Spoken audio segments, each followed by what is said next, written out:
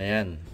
Ayan, nakakabahala lang yung balita ngayon dyan sa may Senate building na kung saan isang tao, lalaki, 25 years old, allegedly Navy, kadete ng Navy, ang nagpakamatay sa loob, sa magitan ng pagtalon dyan sa may building, yung bagong Senate building. Ang nakapagtaka lang dito, inamin din ng investigasyon na siya ay nagpanggap na trabahador. So, mahinang klase ng security, May mga nagpapanggap na nag-overtime. So, ibig sabihin, this is our lapses ng construction company na gumagawa niyan. Kasi nalulusutan sila ng mga sino-sino. At akala ko ba ay nakasuspend ang pagtatrabaho.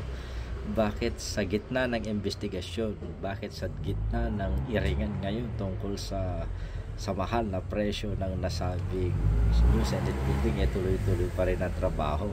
Dahil yun, dun sa report na nagpanggap nga na trabador sa overtime sa gabi, alas 9 ng gabi, pumasok yung tao tapos bigla na lang tumalon.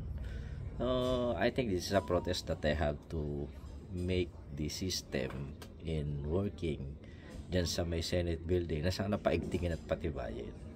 Kaya malas na yan, may nagpakamatay na dyan. Ibig sabihin yan, mumulto-multuhin na yung building na yan sa mga darating na mga araw. Ang tanong ko dito, baka yan ang gawin dahilan ng mga senador para mag-absent na, hindi na mag-overtime. Dahil sigurado mumultuhin kayo na nagpakamatay dyan. So sana tignan yung security. Kung ngayon pa lang lapses na yung security niya, paano na lang pag may tumakas dyan, nagtanim ng bomba, tapos pag nagawa na, saka pasabugin pag nasa loob na yung mga senador, di tigok kayo na naman.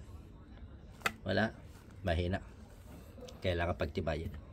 Kaya yan, nakakabahalang balita ngayon. Push back din.